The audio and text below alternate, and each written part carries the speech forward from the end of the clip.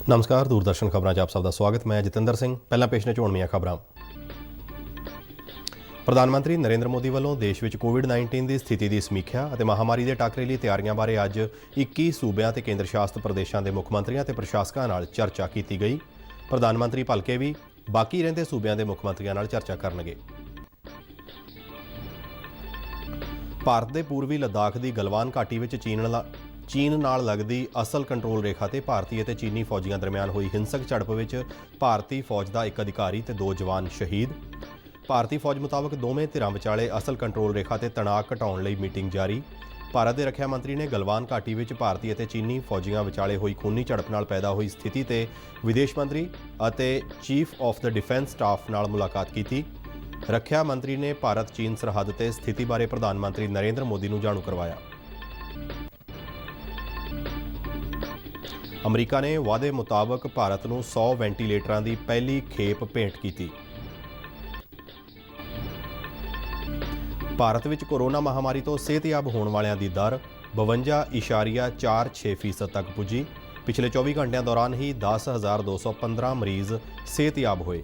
ਪੰਜਾਬ ਵਿੱਚ ਹੁਣ ਤੱਕ 2,443 ਮਰੀਜ਼ ਕੋਰੋਨਾ ਵਾਇਰਸ ਤੋਂ ਸਿਹਤਯਾਬ ਹੋਏ। ਅਨਲੌਕ 1 ਤਹਿਤ ਪੰਜਾਬ ਵਿੱਚ ਜ਼ਿਆਦਾਤਰ ਸਨਅਤੀ ਇਕਾਈਆਂ ਨੇ ਕੰਮ ਕਰਨਾ ਸ਼ੁਰੂ ਕੀਤਾ। ਪੰਜਾਬ ਛੱਡ ਕੇ ਗਏ ਪ੍ਰਵਾਸੀ ਮਜ਼ਦੂਰਾਂ ਨੂੰ ਵਾਪਸ ਲਿਆਉਣ ਲਈ ਸਨਅਤਕਾਰਾਂ ਅਤੇ ਪੰਜਾਬ ਸਰਕਾਰ ਵਿਚਾਲੇ ਤਾਲਮੇਲ ਰਾਹੀਂ ਕੋਸ਼ਿਸ਼ਾਂ ਜਾਰੀ। ਤੇ ਹੁਣ ਖਬਰਾਂ ਵਿਸਥਾਰ ਨਾਲ। ਪ੍ਰਧਾਨ ਮੰਤਰੀ ਨਰਿੰਦਰ ਮੋਦੀ ਵੱਲੋਂ ਅੱਜ 21 ਵੱਖ-ਵੱਖ ਸੂਬਿਆਂ ਤੇ ਕੇਂਦਰ ਸ਼ਾਸਤ ਪ੍ਰਦੇਸ਼ਾਂ ਦੇ ਪ੍ਰਸ਼ਾਸਕਾਂ ਨਾਲ ਵੀਡੀਓ ਕਾਨਫਰੰਸਿੰਗ ਰਾਹੀਂ ਕੋਰੋਨਾ ਵਾਇਰਸ ਦੇ ਫੈਲਣ ਨਾਲ ਪੈਦਾ ਹੋਏ ਹਾਲਾਤ ਅਤੇ ਕੋਵਿਡ-19 ਦੇ ਟਾਕਰੇ ਲਈ ਕੀਤੀਆਂ ਜਾ ਰਹੀਆਂ ਕੋਸ਼ਿਸ਼ਾਂ ਬਾਰੇ ਸਮੀਖਿਆ ਕੀਤੀ ਗਈ। ਵੀਡੀਓ ਕਾਨਫਰੰਸਿੰਗ ਦੌਰਾਨ ਪ੍ਰਧਾਨ ਮੰਤਰੀ ਨੇ ਕਿਹਾ ਕਿ ਭਾਰਤ ਦੀ ਆਰਥਿਕਤਾ ਮੁੜ ਲੀਹਾਂ ਤੇ ਆ ਰਹੀ ਹੈ, ਮਾਲੀਏ ਵਿੱਚ ਵਾਧਾ ਹੋ ਰਿਹਾ ਹੈ ਅਤੇ ਦੇਸ਼ ਦੇ ਵੱਖ-ਵੱਖ ਸੂਬਿਆਂ ਵਿੱਚ ਆਰਥਿਕ ਗਤੀਵਿਧੀਆਂ ਤੇਜ਼ ਹੋ ਰਹੀਆਂ ਨੇ। ਪ੍ਰਧਾਨ ਮੰਤਰੀ ਨੇ ਜਿੱਥੇ ਵੱਖ-ਵੱਖ ਸੂਬਿਆਂ ਨੂੰ ਕੋਵਿਡ-19 ਤੇ ਕਾਬੂ ਪਾਉਣ ਲਈ ਤਿਆਰੀਆਂ ਤੇਜ਼ ਕਰਨ ਲਈ ਕਿਹਾ, ਉੱਥੇ ਕੋਵਿਡ ਦੇ ਸੰਕਟ ਨੂੰ ਮੌਕੇ ਵਿੱਚ ਬਦਲਣ ਦੀ ਅਪੀਲ ਕੀਤੀ। ਨਰਿੰਦਰ ਮੋਦੀ ਨੇ ਕਿਹਾ ਕਿ ਭਾਰਤ ਵਾਸਤੇ ਹਰ ਜ਼ਿੰਦਗੀ ਕੀਮਤੀ ਹੈ। ਉਨ੍ਹਾਂ ਕਿਹਾ ਕਿ ਭਾਰਤ ਵਿੱਚ ਇਸ ਵੇਲੇ ਕੋਰੋਨਾ ਵਾਇਰਸ ਬਿਮਾਰੀ ਦੀ ਮੌਤ ਦਰ ਵਿਸ਼ਵ ਵਿੱਚ ਸਭ ਤੋਂ ਘੱਟ ਹੈ।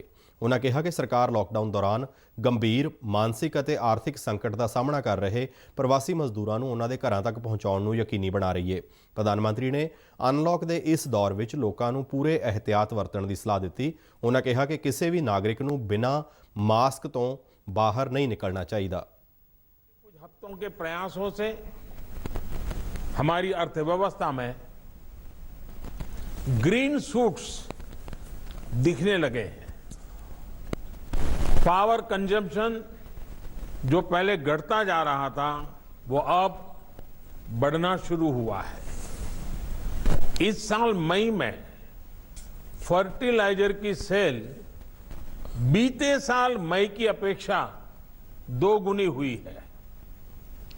इस बार खरीफ की बुआई बीते साल की अपेक्षा करीब 12-13% ज्यादा हुई है।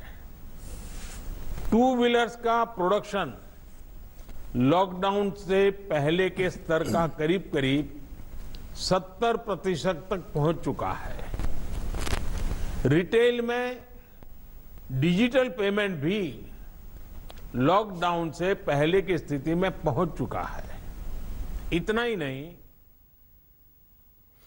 ਪ੍ਰਧਾਨ ਮੰਤਰੀ ਵੱਲੋਂ ਭਲਕੇ ਵੀ ਬਾਕੀ ਰਹਿੰਦੇ ਸੂਬਿਆਂ ਦੇ ਮੁੱਖ ਮੰਤਰੀਆਂ ਨਾਲ ਵੀਡੀਓ ਕਾਨਫਰੰਸਿੰਗ ਰਾਹੀਂ ਚਰਚਾ ਕੀਤੀ ਜਾਵੇਗੀ।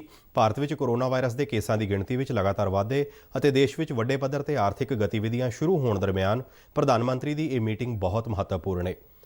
ਮਾਰਚ ਵਿੱਚ ਕੋਵਿਡ-19 ਨੂੰ ਫੈਲਣ ਤੋਂ ਰੋਕਣ ਦੇ ਮਕਸਦ ਨਾਲ ਲਗਾਏ ਗਏ ਦੇਸ਼ ਵਿਆਪੀ ਲਾਕਡਾਊਨ ਤੋਂ ਬਾਅਦ ਪ੍ਰਧਾਨ ਮੰਤਰੀ ਦੀ ਮੁੱਖ ਮੰਤਰੀਆਂ ਨਾਲ ਇਹ 6ਵੀਂ ਮੀਟਿੰਗ ਹੈ, ਜਦਕਿ ਇਸ ਵੇਲੇ ਭਾਰਤ ਵਿੱਚ ਅਨਲੌਕ 1 ਤਹਿਤ 5ਵਾਂ ਲਾਕਡਾਊਨ ਚੱਲ ਰਿਹਾ ਹੈ, ਜਿਸ ਤਹਿਤ ਪਹਿਲੇ 4 ਲਾਕਡਾਊਨਾਂ ਦੇ ਮੁਕਾਬਲੇ ਵੱਡੀਆਂ ਰਿਆਇਤਾਂ ਦਿੱਤੀਆਂ ਗਈਆਂ। ਅਨਲੌਕ 1 ਤਹਿਤ ਜਿੱਥੇ ਕੋਰੋਨਾ ਵਾਇਰਸ ਨੂੰ ਫੈਲਣ ਤੋਂ ਰੋਕਣ ਦੇ ਯਤਨ ਕੀਤੇ ਜਾ ਰਹੇ ਨੇ, ਉੱਥੇ ਆਰਥਿਕ ਗਤੀਵਿਧੀਆਂ ਨੂੰ ਜਾਰੀ ਰੱਖਣ ਲਈ ਵੀ ਕਈ ਤਰ੍ਹਾਂ ਦੀਆਂ ਛੋਟਾਂ ਦਿੱਤੀਆਂ ਜਾ ਰਹੀਆਂ ਨੇ ਤਾਂ ਜੋ ਦੇਸ਼ ਦੀ ਆਰਥਿਕਤਾ ਨੂੰ ਮੁੜ ਪੈਰਾਂ ਤੇ ਲਿਆਂਦਾ ਜਾ ਸਕੇ। ਭਾਰਤ ਦੇ ਪੂਰਬੀ ਲੱਦਾਖ ਦੀ ਗਲਵਾਨ ਘਾਟੀ ਵਿੱਚ ਚੀਨ ਨਾਲ ਲੱਗਦੀ ਅਸਲ ਕੰਟਰੋਲ ਰੇਖਾ ਤੇ ਭਾਰਤੀ ਅਤੇ ਚੀਨੀ ਫੌਜੀਆਂ ਦਰਮਿਆਨ ਹੋਈ ਹਿੰਸਕ ਝੜਪ ਵਿੱਚ ਭਾਰਤੀ ਫੌਜ ਦਾ ਇੱਕ ਅਧਿਕਾਰੀ ਤੇ 2 ਜਵਾਨ ਸ਼ਹੀਦ ਹੋ ਗਏ ਨੇ। ਨਵੀਂ ਦਿੱਲੀ ਵਿੱਚ ਭਾਰਤੀ ਫੌਜ ਵੱਲੋਂ ਜਾਰੀ ਇੱਕ ਬਿਆਨ ਵਿੱਚ ਕਿਹਾ ਗਿਆ ਹੈ ਕਿ ਇਸ ਘਟਨਾ ਤੋਂ ਬਾਅਦ ਪੈਦਾ ਹੋਏ ਤਣਾਅ ਨੂੰ ਘਟਾਉਣ ਲਈ ਦੋਵੇਂ ਧਿਰਾਂ ਗਲਵਾਨ ਘਾਟੀ ਵਿੱਚ ਮੀਟਿੰਗ ਕਰ ਰਹੀਆਂ ਨੇ। ਭਾਰਤੀ ਫੌਜ ਅਨੁਸਾਰ ਇਸ ਘਟਨਾ ਵਿੱਚ ਚੀਨੀ ਫੌਜੀ ਵੀ ਮਾਰੇ ਗਏ ਨੇ, ਪਰ ਅਸਲ ਗਿਣਤੀ ਦੀ ਅਜੇ ਜਾਣਕਾਰੀ ਨਹੀਂ ਹੈ। ਜ਼ਿਕਰਯੋਗ ਹੈ ਕਿ ਪਿਛਲੇ ਕੋਈ 5 ਹਫ਼ਤਿਆਂ ਤੋਂ ਗਲਵਾਨ ਘਾਟੀ ਵਿੱਚ ਭਾਰਤੀ ਅਤੇ ਚੀਨੀ ਫੌਜੀਆਂ ਵਿਚਾਲੇ ਅਸਲ ਕੰਟਰੋਲ ਰੇਖਾ ਤੇ ਮਤਭੇਦਾਂ ਨੂੰ ਲੈ ਕੇ ਝੜਪਾਂ ਚੱਲ ਰਹੀਆਂ ਸਨ।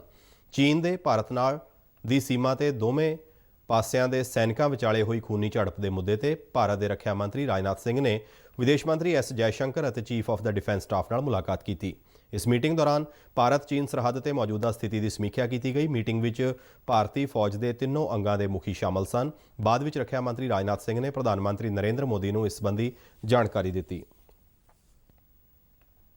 ਮੁੱਖ ਮੰਤਰੀ ਕੈਪਟਨ ਅਮਰਿੰਦਰ ਸਿੰਘ ਨੇ ਲੱਦਾਖ ਦੀ ਗਲਵਾਨ ਘਾਟੀ ਵਿੱਚ ਅਸਲ ਕੰਟਰੋਲ ਰੇਖਾ ਤੇ ਭਾਰਤੀ ਅਤੇ ਚੀਨੀ ਫੌਜੀਆਂ ਵਿਚਾਲੇ ਹੋਈ ਝੜਪ ਦੌਰਾਨ ਭਾਰਤ ਦੇ 3 ਫੌਜੀਆਂ ਦੀ ਮੌਤ ਤੇ ਗੁੱਸਾ ਜ਼ਾਹਰ ਕਰਦਿਆਂ ਭਾਰਤ ਸਰਕਾਰ ਨੂੰ ਚੀਨ ਵੱਲੋਂ ਸਰਹੱਦ ਤੇ ਵਾਰ-ਵਾਰ ਕੀਤੀ ਜਾ ਰਹੀ ਭਾਰਤੀ ਖੇਤਰ ਦੀ ਉਲੰਘਣਾ ਵਿਰੁੱਧ ਸਖਤ ਜਵਾਬ ਦੇਣ ਦੀ ਅਪੀਲ ਕੀਤੀ ਹੈ। ਮੁੱਖ ਮੰਤਰੀ ਦਫ਼ਤਰ ਵੱਲੋਂ ਜਾਰੀ ਇੱਕ ਬਿਆਨ ਵਿੱਚ ਕਿਹਾ ਗਿਆ ਹੈ ਕਿ ਭਾਰਤ ਚੀਨ ਸਰਹੱਦ ਨੂੰ ਲੈ ਕੇ ਪਿਛਲੇ ਕੁਝ ਸਮੇਂ ਤੋਂ ਚੱਲ ਰਹੇ ਵਿਵਾਦ ਨੂੰ ਸੁਲਝਾਉਣ ਅਤੇ ਤਣਾਅ ਨੂੰ ਘਟਾਉਣ ਲਈ ਕੀਤੀਆਂ ਜਾ ਰਹੀਆਂ ਕੋਸ਼ਿਸ਼ਾਂ ਦੇ ਬਾਵਜੂਦ ਅੱਜ ਖੂਨੀ ਝੜਪ ਵਿੱਚ ਭਾਰਤੀ ਫੌਜ ਦਾ ਨੁਕਸਾਨ ਹੋਇਆ ਹੈ। ਮੁੱਖ ਮੰਤਰੀ ਨੇ ਕਿਹਾ ਕਿ ਇਸ ਵੇਲੇ ਸਰਹੱਦ ਤੇ ਤਣਾਅ ਨੂੰ ਘਟਾਉਣਾ ਬਹੁਤ ਜ਼ਰੂਰੀ ਹੈ ਅਤੇ ਭਾਰਤ ਕਿਸੇ ਤਰ੍ਹਾਂ ਦੀ ਜੰਗ ਦੇ ਹੱਕ ਵਿੱਚ ਨਹੀਂ ਹੈ, ਪਰ ਇਸ ਦੇ ਨਾਲ ਹੀ ਭਾਰਤ ਇਸ ਸਮੇਂ ਕਿਸੇ ਤਰ੍ਹਾਂ ਦੀ ਕਮਜ਼ੋਰੀ ਨਹੀਂ ਦਿਖਾ ਸਕਦਾ ਅਤੇ ਭਾਰਤ ਨੂੰ ਚੀਨ ਵੱਲੋਂ ਵਾਰ-ਵਾਰ ਭਾਰਤੀ ਖੇਤਰ ਦੀ ਕੀਤੀ ਜਾ ਰਹੀ ਉਲੰਘਣਾ ਅਤੇ ਸਾਡੀ ਧਰਤੀ ਤੇ ਸਾਡੇ ਫੌਜੀਆਂ ਤੇ ਕੀਤੇ ਜਾ ਰਹੇ ਹਮਲੇ ਦੇ ਮੱਦੇਨਜ਼ਰ ਸਖਤ ਸਟੈਂਡ ਲੈਣਾ ਹੋਵੇਗਾ। ਮੁੱਖ ਮੰਤਰੀ ਨੇ ਕਿਹਾ ਕਿ ਸਾਡੇ 3 ਸੈਨਿਕਾਂ ਦੀ ਮੌਤ ਦੇ ਬਾਵਜੂਦ ਚੀਨ ਇਸ ਘਟਨਾ ਬਾਰੇ ਅਣਜਾਣ ਬਣ ਰਿਹਾ ਹੈ ਅਤੇ ਭਾਰਤ ਉੱਤੇ ਹੀ ਸੰਘਰਸ਼ ਨੂੰ ਭੜਕਾਉਣ ਦੀ ਇੱਕਤਰਫਾ ਕਾਰਵਾਈ ਦੀ ਗੱਲ ਕਰ ਰਿਹਾ ਹੈ, ਜਿਸ ਤੋਂ ਚੀਨ ਦੇ ਦੋਗਲੇਪਣ ਦਾ ਪਤਾ ਲੱਗਦਾ ਹੈ। ਕੈਪਟਨ ਅਮਰਿੰਦਰ ਸਿੰਘ ਨੇ ਕਿਹਾ ਕਿ ਚੀਨ ਦੀ ਹਰਕਤ ਦੋਵੇਂ ਮੁਲਕਾਂ ਵਿਚਾਲੇ ਹੋਏ ਸਮਝੌਤਿਆਂ ਦੀ ਸਿੱਧੀ ਉਲੰਘਣਾ ਹੈ। ਉਨ੍ਹਾਂ ਕਿਹਾ ਕਿ ਭਾਰਤ-ਪਾਕ ਅਤੇ ਭਾਰਤ-ਨੇਪਾਲ ਸਰਹੱਦਾਂ ਤੇ ਵੀ ਤਣਾਅ ਵਧ ਰਿਹਾ ਹੈ ਅਤੇ ਇਸ ਵੇਲੇ ਅਸੀਂ ਭਾਰਤ ਨੂੰ ਕਮਜ਼ੋਰ ਕਰਨ ਵਾਲੀਆਂ ਤਾਕਤਾਂ ਨਾਲ ਘਿਰੇ ਹੋਏ ਹਾਂ ਜੋ ਕੋਰੋਨਾ ਸੰਕਟ ਦਾ ਫਾਇਦਾ ਉਠਾਉਣ ਦੀ ਕੋਸ਼ਿਸ਼ ਕਰ ਰਹੀਆਂ ਨੇ। ਮੁੱਖ ਮੰਤਰੀ ਨੇ ਕਿਹਾ ਕਿ ਭਾਰਤ ਨੂੰ ਅਜਿਹੀਆਂ ਤਾਕਤਾਂ ਨੂੰ ਚੇਤਾਵਨੀ ਦੇਣ ਦੀ ਲੋੜ ਹੈ ਕਿ ਅਸੀਂ ਕਿਸੇ ਵੀ ਕੀਮਤ ਤੇ ਕੌਮੀ ਸੁਰੱਖਿਆ ਨਾਲ ਸਮਝੌਤਾ ਨਹੀਂ ਕਰਾਂਗੇ ਅਤੇ ਅੰਦਰੂਨੀ ਤੌਰ ਤੇ ਕੋਰੋਨਾ ਮਹਾਮਾਰੀ ਨਾਲ ਜੂਝਦਿਆਂ ਬਾਹਰੀ ਵੰਗਾਰਾਂ ਦਾ ਟਾਕਰਾ ਕਰਨ ਲਈ ਪੂਰੀ ਤਰ੍ਹਾਂ ਸਮਰੱਥ ਹਾਂ। ਮੁੱਖ ਮੰਤਰੀ ਨੇ ਗਲਵਾਨ ਘਾਟੀ ਵਿੱਚ ਸ਼ਹੀਦ ਹੋਏ ਸੈਨਿਕਾਂ ਨੂੰ ਸ਼ਰਧਾਂਜਲੀ ਦਿੰਦਿਆਂ ਕਿਹਾ ਕਿ ਇਸ ਘੜੀ ਵਿੱਚ ਸਾਰਾ ਦੇਸ਼ ਆਪਣੀ ਫੌਜ ਦੇ ਨਾਲ ਖੜਾ ਹੈ। ਭਾਰਤ ਵਿੱਚ ਅਮਰੀਕੀ ਦੂਤ ਕੈਨੇਥ ਜਸਟਰ ਨੇ ਅੱਜ ਭਾਰਤੀ ਰੈੱਡ ਕਰਾਸ ਸੁਸਾਇਟੀ ਨੂੰ ਕੋਵਿਡ-19 ਵਿਰੁੱਧ ਭਾਰਤ ਦੀ ਜੰਗ ਲਈ 100 ਵੈਂਟੀਲੇਟਰਾਂ ਦੀ ਪਹਿਲੀ ਖੇਪ ਭੇਂਟ ਕੀਤੀ। ਅਮਰੀਕੀ ਰਾਸ਼ਟਰਪਤੀ ਡੋਨਾਲਡ ਟਰੰਪ ਨੇ ਮਈ ਵਿੱਚ ਐਲਾਨ ਕੀਤਾ ਸੀ ਕਿ ਉਹ ਕੋਰੋਨਾ ਮਰੀਜ਼ਾਂ ਦੇ ਇਲਾਜ ਲਈ ਭਾਰਤ ਨੂੰ ਵੈਂਟੀਲੇਟਰ ਦਾਨ ਕਰੇਗਾ। ਇੰਡੀਅਨ ਰੈੱਡ ਕਰਾਸ ਸੁਸਾਇਟੀ ਦੇ ਜਨਰਲ ਸਕੱਤਰ ਆਰ.ਕੇ. ਜੈਨ ਨੇ ਅਮਰੀਕਾ ਪਾਸੋਂ ਵੈਂਟੀਲੇਟਰਾਂ ਦੀ ਪਹਿਲੀ ਖੇਪ ਪ੍ਰਾਪਤ ਕੀਤੀ। ਭਾਰਤੀ ਰੈੱਡ ਕਰਾਸ ਸੁਸਾਇਟੀ ਨੇ ਅਮਰੀਕੀ ਸਰਕਾਰ ਦਾ ਕੋਰੋਨਾ ਵਾਇਰਸ ਵਿਰੁੱਧ ਜੰਗ ਲਈ ਅਤ ਆਧੁਨਿਕ ਵੈਂਟੀਲੇਟਰ ਗਿਫਟ ਕਰਨ ਤੇ ਧੰਨਵਾਦ ਕੀਤਾ। ਇੱਕ ਅਮਰੀਕੀ ਅਧਿਕਾਰੀ ਨੇ ਪਿਛਲੇ ਮਹੀਨੇ ਕਿਹਾ ਸੀ ਕਿ ਅਮਰੀਕੀ ਸਰਕਾਰ ਕੋਵਿਡ-19 ਮਹਾਮਾਰੀ ਵਿਰੁੱਧ ਜੰਗ ਲਈ ਭਾਰਤ ਨਾਲ ਦੁਵੱਲੇ ਸਹਿਯੋਗ ਨੂੰ ਹੋਰ ਮਜ਼ਬੂਤ ਕਰਨ ਦੇ ਯਤਨਾਂ ਵਜੋਂ 200 ਵੈਂਟੀਲੇਟਰ ਦਾਨ ਕਰੇਗਾ। ਭਾਰਤ ਸਰਕਾਰ ਨੇ ਲਾਕਡਾਊਨ ਦੇ ਚੱਲਦਿਆਂ ਵਿਦੇਸ਼ਾਂ ਵਿੱਚ ਫਸੇ ਭਾਰਤੀ ਨਾਗਰਿਕਾਂ ਨੂੰ ਵਾਪਸ ਲਿਆਉਣ ਲਈ ਸ਼ੁਰੂ ਕੀਤੇ ਵੰਦੇ ਭਾਰਤ ਮਿਸ਼ਨ ਲਈ ਸੰਚਾਲਿਤ ਕੀਤੀਆਂ ਜਾ ਰਹੀਆਂ ਹਵਾਈ ਉਡਾਣਾਂ ਦੀ ਗਿਣਤੀ 'ਚ ਵਾਧਾ ਕਰਨ ਦਾ ਫੈਸਲਾ ਲਿਆ ਹੈ। ਇਹ ਫੈਸਲਾ ਵਿਦੇਸ਼ਾਂ 'ਚ ਰਹਿ ਰਹੇ ਭਾਰਤੀ ਮੂਲ ਦੇ ਲੋਕਾਂ ਵੱਲੋਂ ਦੇਸ਼ ਵਾਪਸੀ ਲਈ ਕੀਤੇ ਜਾ ਰਹੇ ਆਨਲਾਈਨ ਰਜਿਸਟ੍ਰੇਸ਼ਨ ਦੀ ਵੱਧ ਰਹੀ ਗਿਣਤੀ ਨੂੰ ਧਿਆਨ ਵਿੱਚ ਰੱਖਦਿਆਂ ਲਿਆ ਗਿਆ ਹੈ।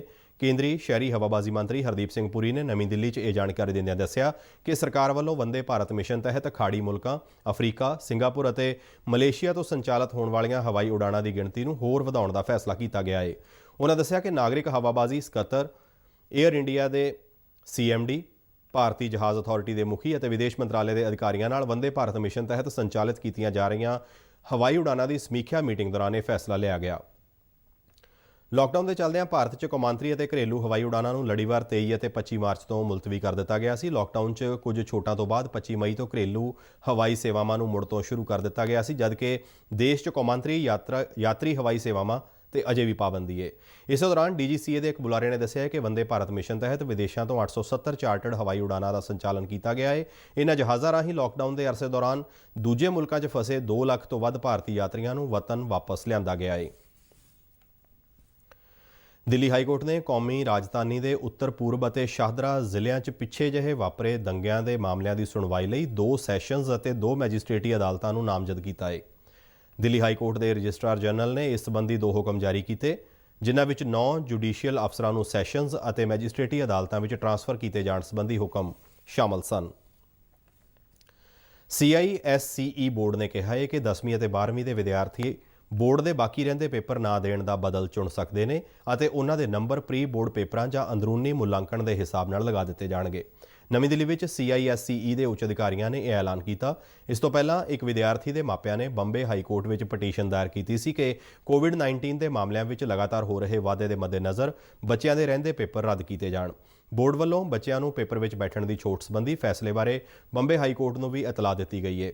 CISCE ਦੇ ਕਾਰਜਕਾਰੀ ਮੁਖੀ ਅਤੇ ਸਕੱਤਰ ਗੈਰੀ ਐਰਾਥੂਨ ਨੇ ਕਿਹਾ ਕਿ ਵਿਦਿਆਰਥੀਆਂ ਨੂੰ ਪੇਪਰਾਂ ਸੰਬੰਧੀ ਆਪਣੀ ਚੋਣ ਬਾਰੇ 22 ਜੂਨ ਤੱਕ ਆਪਣੇ ਸਕੂਲਾਂ ਨੂੰ ਸੂਚਿਤ ਕਰਨਾ ਹੋਵੇਗਾ। ਜ਼ਿਕਰਯੋਗ ਹੈ ਕਿ ਬੋਰਡ ਵੱਲੋਂ ਕੋਰੋਨਾ ਵਾਇਰਸ ਦੇ ਚੱਲਦਿਆਂ ਰੱਦ ਕੀਤੇ ਗਏ ਪੇਪਰ 1 ਤੋਂ 14 ਜੁਲਾਈ ਤੱਕ ਮੁੜ ਨਿਰਧਾਰਿਤ ਕੀਤੇ ਗਏ ਸਨ, ਪਰ ਕਈ ਵਿਦਿਆਰਥੀਆਂ ਦੇ ਮਾਪੇ ਇਹਨਾਂ ਪੇਪਰਾਂ ਨੂੰ ਰੱਦ ਕਰਨ ਦੀ ਮੰਗ ਕਰ ਰਹੇ ਸਨ।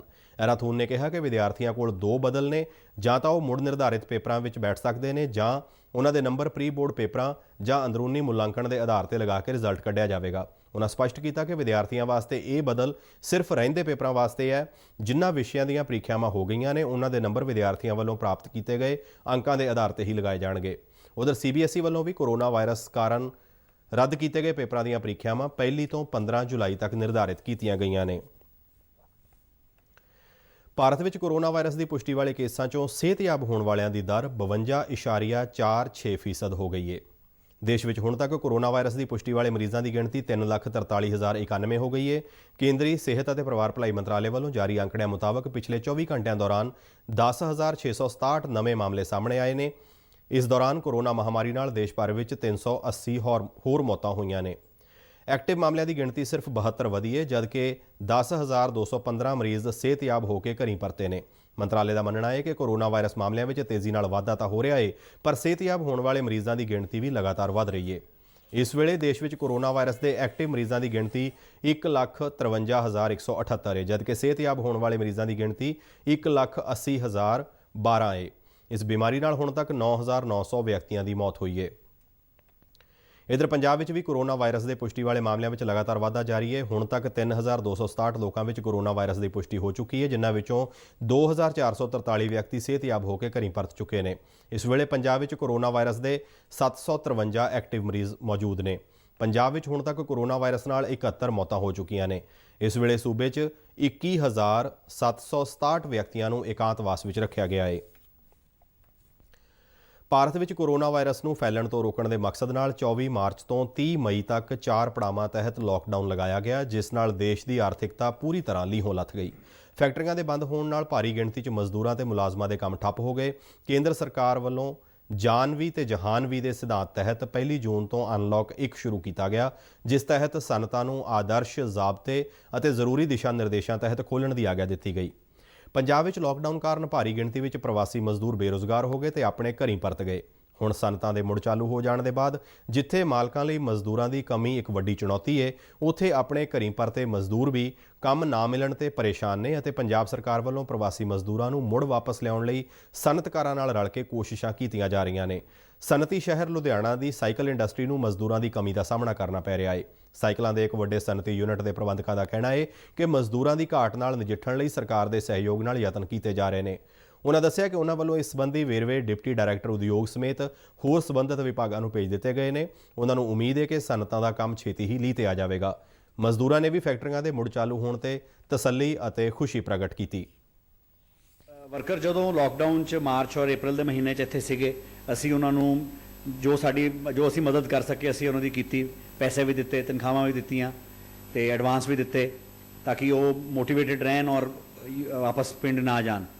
ਪਰ ਕੁਝ ਵਰਕਰ ਫਿਰ ਵੀ ਆਪਣੇ ਫੈਮਿਲੀ ਨੂੰ ਮਿਲਣ ਚਲੇ ਗਏ ਯੂਪੀ ਔਰ ਬਿਹਾਰ, ਤੇ ਸਾਨੂੰ 50-60% ਲੇਬਰ ਦੀ ਲੋੜ ਸੀ, ਉਨੀ ਸਾਡੀ ਇੱਥੇ ਹੀ ਸੀ, ਜਿਹਦੇ ਨਾਲ ਅਸੀਂ ਮਈ ਦਾ ਮਹੀਨਾ ਕੱਢ ਲਿਆ ਔਰ ਜੂਨ ਵੀ ਨਿਕਲ ਜਾਏਗਾ। ਬਾਕੀ ਸਾਨੂੰ ਉਮੀਦ ਹੈ ਕਿ ਜਿਹੜੇ ਵਰਕਰ ਕੰਮ ਕਰ ਰਹੇ ਨੇ ਉਹ ਉਹਨਾਂ ਨੂੰ ਮੈਸੇਜ ਪੂਰੇ ਭੇਜ ਰਹੇ ਨੇ ਬਈ ਕੰਮ ਹੌਲੀ ਹੌਲੀ ਦੁਬਾਰਾ ਨਾਰਮਲ ਤੇ ਆ ਰਿਹਾ ਤੇ ਵਾਪਸ ਆ ਜਾਓ। ਤੇ ਗਵਰਨਮੈਂਟ ਵੀ ਆਪਣੀ ਵੱਲੋਂ ਪੂਰੀ ਐਫਰਟਸ ਕਰ ਰਹੀ ਹੈ ਬਈ ਵਰਕਰ ਵਾਪਸ ਆ ਜਾਣ ਤੇ ਆਪਣਾ ਨੌਕਰੀਆਂ ਤੇ। ਲੇਬਰ ਤਕਰੀਬਨ ਸਾਰੀ ਆ ਰਹੀ ਹੈ, ਜਿਹੜੇ ਕਿ ਇੱਥੇ ਸੀਗੇ 60-70% ਦੇ ਕਰੀਬ ਸਾਡੀ ਲੇਬਰ ਇੱਥੇ ਹੀ ਸੀ। ਅਸੀਂ ਉਹਨਾਂ ਨੂੰ ਮੋਟੀਵੇਟ ਇਸ ਤਰ੍ਹਾਂ ਕੀਤਾ ਕਿ ਉਹਨਾਂ ਨੂੰ ਡਿਊਰਿੰਗ ਦੀ ਲਾਕਡਾਊਨ ਪੀਰੀਅਡ ਅਸੀਂ ਪੇਮੈਂਟ ਕਰਦੇ ਰਹੇ, ਐਡਵਾਂਸ ਦਿੱਤੇ, ਤਨਖਾਹਾਂ ਵੀ ਦਿੱਤੀਆਂ, ਪਲੱਸ ਉਹਨਾਂ ਨੂੰ ਜਿਹੜੇ ਕਿ ਸਾਡੇ ਨੇੜੇ ਤੇੜੇ ਰਹਿੰਦੇ ਸੀ ਉਹਨਾਂ ਨੂੰ ਮੈਸੇਜ ਕਨਵੇ ਕੀਤੇ, ਜਿਹਦੇ ਨਾਲ ਬੰਦੇ ਸਾਡੇ ਤਕਰੀਬਨ ਆ ਗਏ। ਸਰਕਾਰ ਵੱਲੋਂ ਬਹੁਤ ਵਧੀਆ ਸਾਨੂੰ ਰਿਸਪੌਂਸ ਮਿਲ ਰਿਹਾ। ਕੁਝ ITI ਦੇ ਬੰਦੇ ਵੀ ਸਾਡੇ ਕੋਲ ਆਏ ਸੀ, ਕੁਝ ਐਮਪਲਾਇਮੈਂਟ ਐਕਸਚੇਂਜ ਤੋਂ ਆਏ ਸੀ, ਤੇ plus deputy director of factories ਵੱਲੋਂ ਵੀ ਸਾਨੂੰ ਮੈਸੇਜ ਕਨਵੇ ਕੀਤੇ ਗਏ ਵੀ ਜੇ ਕੋਈ ਤੁਹਾਡੀ ਲੇਬਰ ਸ਼ਾਰਟੇਜ ਆ ਤੇ ਸਾਨੂੰ ਉਹਨਾਂ ਦਾ ਡਾਟਾ ਦਿੱਤਾ ਜਾਵੇ, ਅਸੀਂ ਉਹਨਾਂ ਨੂੰ ਆਪਣਾ ਡਾਟਾ ਉੱਤਰ ਪੱਛਮੀ ਪਾਕਿਸਤਾਨ ਦੇ ਖੈਬਰ ਪਖਤੂਨਖਵਾ ਇਲਾਕੇ ਵਿੱਚ ਅੱਜ ਮੱਧਮ ਦਰਜੇ ਦੇ ਭੂਚਾਲ ਦੇ ਝਟਕੇ ਮਹਿਸੂਸ ਕੀਤੇ ਗਏ। ਪਿਸ਼ਾਵਰ ਤੋਂ ਮਿਲੀਆਂ ਖਬਰਾਂ ਵਿੱਚ ਕਿਹਾ ਗਿਆ ਹੈ ਕਿ ਭੂਚਾਲ ਦੇ ਇਹਨਾਂ ਝਟਕਿਆਂ ਦੀ ਤੀਬਰਤਾ ਰਿਕਟਰ ਪੈਮਾਨੇ ਤੇ 5.7 ਮਾਪੀ ਗਈ। ਪਿਸ਼ਾਵਰ, ਮਾਨਸੇਰਾ, ਸਵਾਤ, ਹੇਠਲੇ ਤੇ ਉੱਪਰਲੇ ਦਿਰ ਖੇਤਰ, ਸ਼ਾਂਗਲਾ, ਸਵਾਬੀ, ਮਾਲਾਕੰਡ, ਨੌਸ਼ਹਿਰਾ, ਚਾਰਸੱਦਾ, ਕੋਹਟ, ਡੀਆਈ ਖਾਨ ਤੇ ਬੰਨੂ ਖੇਤਰਾਂ ਵਿੱਚ ਭੂਚਾਲ ਦੇ ਝਟਕੇ ਆਏ। ਭੂਚਾਲ ਦਾ ਕੇਂਦਰ ਪਾਕਿਸਤਾਨ ਦੇ ਗੁਆਂਢੀ ਤਜ਼ਾਕਿਸਤਾਨ ਵਿੱਚ ਦੱਸਿਆ ਜਾ ਰਿਹਾ ਹੈ ਤੇ ਇਸ ਭੂਚਾਲ ਦੀ ਗਹਿਰਾਈ 112 ਕਿਲੋਮੀਟਰ ਸੀ। ਇਸ ਦੇ ਨਾਲ ਹੀ ਸਾਡਾ ਖਬਰਾਂ ਦਾ ਇਹ ਬੁਲੇਟਿਨ ਸਮਾਪਤ ਹੁੰਦਾ ਹੈ। ਇਜਾਜ਼ਤ ਦਿਓ। ਨਮਸਕਾਰ।